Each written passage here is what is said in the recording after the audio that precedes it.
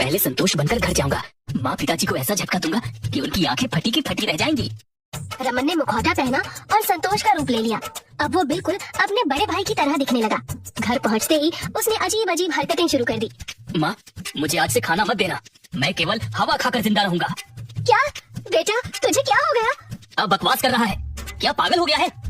पिताजी, मैं सोच रहा हूँ कि सन्यासी बन जाऊँ। क्या रखा है इस दुनिया में, आप लोग भी मेरे साथ जंगल चलो, ये घर बेच देते हैं और सारे पैसे दान कर देते हैं। मंजू देवी और संजय हैरान रह गए। उन्हें लगा कि उनका बड़ा बेटा पागल हो गया है, पर तभी रमन ने अपना असली रूप धारण कर लिया। रमन, तू अभी तो यहाँ संतोष था, ये क्या हो रहा है? माँ, ये मेरी नई कला है। बाबा ने मुझे ये जादुई मुखौटा दिया है, जिससे मैं जिसका चाहूँ उसका रूप ले सकता हूँ। उसी समय संतोष भी वहाँ आ गया और फिर रमन ने सबको मुखौटे की कहानी सुनाई। सब लोग बहुत खुश हुए और उसके पिता ने कहा, अब जब तू लौट ही आया है तो एक जरूरी बात बता दूं। क्या बात है पिताजी? तैयारी कर ले। क्या मतलब? तेरी शादी तय कर दी है हमने। लड़की का नाम है रानी। रानी? वही रानी जो हमारे मोहल्ले में रहती है, वही जो मोटी है। मैं उससे शादी नहीं करूंगा। तो क्या तुझे कोई परी चाहिए? खुद को देखा है, भैंसे जैसा शरीर है। मैं नहीं मानने वाला, तुझे मानना होगा। शादी तय हो चुकी है, तू जितना मुंह बनाएगा उतना ही शादी जल्दी होगी। रमन परेशान होकर घर से बाहर चला गया। उसने सोचा कि वो खुद रानी के घर जाकर शादी तोड़ दे। तभी उसने देखा कि उसका दोस्त समय सामने खड़ा है। रमन ने मुखौटा पहना और खुद को जमींदार के रूप में बदल लिया। वो समय के पास गया। अरे लड़के, तेरी जमीन का कर लेने आया हूँ, चल पैसे निकाल। कौन से पैसे? कौन सा कर? बहुत होशियार बन रहा है, जल्दी पैसे निकाल, नहीं तो तेरी जमीन जब्त कर लूंगा। अरे जमींदार साहब, ये क्या बोल रहे हैं आप? तभी रमन ने अपना असली रूप दिखाया और जोर जोर से हंसने लगा। अबे मैं हूँ रमन, ये कैसे किया तूने? बाबा ने मुझे ये जादुई मुखौटा दिया है, अब मैं किसी का भी रूप ले सकता हूँ। समय को यह सुनकर बहुत मजा आया। फिर दोनों मिलकर रानी के घर पहुँचे, पर वहाँ तो रानी के पिता और भाई ने उन्हें अंदर जाने ही नहीं दिया। मैं रानी से बात करना चाहता हूँ। शादी से पहले दूल्हा दुल्हन का मिलना अपशकुन है, ये हमारे घर का नियम है। अगर कुछ कहना है तो अपने पिताजी से कहो। रमन का सिर घूम गया। उसने सोचा कि वो शादी से बचने के लिए भाग जाएगा, लेकिन भागने से पहले उसने गांव वालों की नाक में दम करने की ठानी। वो मुखौटा पहनकर अलग अलग रूप लेने लगा। सबसे पहले वो गांव के प्रधान के रूप में भेष बदलकर हलवाई के पास पहुंचा। मिठाई में चीनी क्यों कम है? तेरी दुकान बंद करवा दूंगा, माफ कर दीजिए प्रधान जी। फिर वो एक महिला बनकर गाँव के चौकीदार के पास आया। चौकीदार जी, आप बहुत सुंदर लगते हो, क्या आप मुझसे शादी करेंगे? अरे बहन जी, मैं पहले से शादीशुदा हूँ, मान जाइए ना। गांव में हर तरफ हड़कंप मच गया। लोग सोचने लगे कि लक्ष्मण नगर में भूत प्रेत आ गए हैं। रमन ने मुखौटा पहनकर गांव के और भी लोगों के साथ मजाक करने की ठानी। उसने कभी पहलवान बनकर लोगों को कुश्ती के लिए ललकारा, तो कभी बूढ़ी दादी बनकर बच्चों को डांटने लगा। अरे कौन कौन है यहाँ जो मुझसे कुश्ती लड़ेगा? ना बाबा ना, मुझे माफ करो। तुम कहाँ से आ गए? मैं गाँव का नया पहलवान हूँ, आकर अपनी ताकत दिखा। इसी तरह उसने सबको परेशान किया। फिर अचानक उसे अपनी पुरानी बात याद आई। उसने चंचल को शादी के लिए बोला था, लेकिन उसने उसके मोटापे की वजह से मना कर दिया था।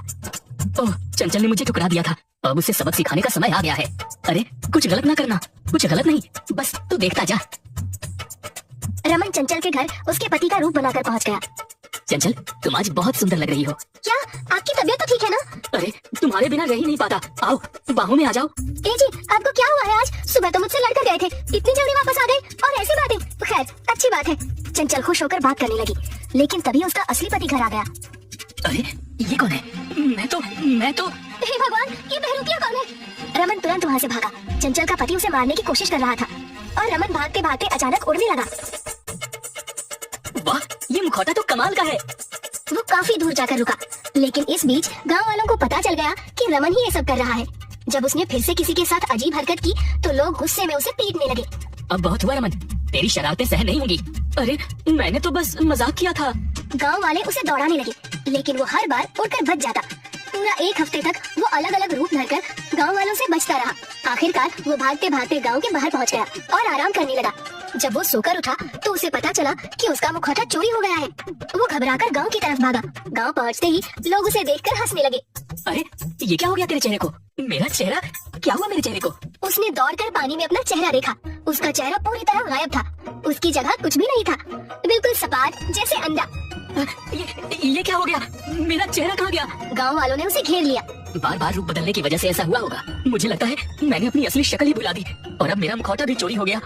गांव वाले जोर जोर से हंसने लगे और रमन सोचने लगा कि अब वो अपनी खोई हुई पहचान कैसे पाएगा। रमन जब घर पहुंचा तो उसकी शक्ल देखकर सभी हैरान रह गए। उसकी जगह सपाट चेहरा देखकर परिवार वाले डर और हंसी के बीच झूल रहे थे। अरे तेरी शक्ल को क्या हो गया? अब तो तुझे कोई पहचान ही नहीं सकता। यही तो समस्या है, बार बार रूप बदलने की वजह से मेरी शक्ल ही गायब हो गई। कोई बात नहीं, अब शादी कर और सुकून से रह। पिताजी, आपको तो बस शादी की पड़ी है, मैं जा रहा हूँ, पहले अपना चेहरा वापस लाऊंगा। रमन अपने दोस्त समय को ढूंढने निकल पड़ा, लेकिन समय कहीं नहीं दिखाई दिया। उसे यकीन हो गया कि समय ने ही उसका मुखौटा चुराया है। अब समझ गया, मुखौटा जरूर समय के पास है, पर वो है कहाँ? रमन हर किसी के पास जाकर उसे पकड़कर पूछने लगा। तू समय है ना, जल्दी बता। अरे पागल आदमी, बिना मुंह के आकर मुझे डरा रहा है। चल भाग यहाँ से, नहीं तो बहुत पिटेगा। तभी रमन ने एक खूबसूरत लड़की को देखा, जिसे देखकर पूरा गांव हैरान था। वो लड़की अचानक हवा में उड़ने लगी। समझ गया, यही समय है। रमन गुस्से में चिल्लाने लगा। समय, तू धोखेबाज है, मेरा मुखौटा वापस कर। अब ये मुखौटा मेरा है। लेकिन तभी समय उड़ते हुए एक चिड़िया से टकराकर नीचे गिर पड़ा। अरे धोखेबाज, दोस्ती के नाम पर धब्बा है तू। धोखेबाज तू है मोटे, अकेले अकेले मजे ले रहा था। तभी वहाँ वही बाबा आ गए जिन्होंने रमन को मुखौटा दिया था। तुम में से कोई भी इस मुखौटे के लायक नहीं हो, इसे मैं वापस ले जा रहा हूँ। बाबा, कम से कम मेरी शक्ल तो वापस कर दो, मैं अपनी असली पहचान भूल गया हूँ। अब तू इसी अंडे जैसी शक्ल के साथ रह। रमन के सपाट चेहरे को देखकर गांव वाले जोर जोर से हंसने लगे। गांव के ठहाकों के बीच रमन को अपनी गलती का एहसास हुआ। ये सब मेरे मजाक और झूठ की सजा है, अब मुझे इसी तरह जीना होगा। गांव वाले हंसते रहे और रमन अपने सपाट चेहरे के साथ घर चला गया।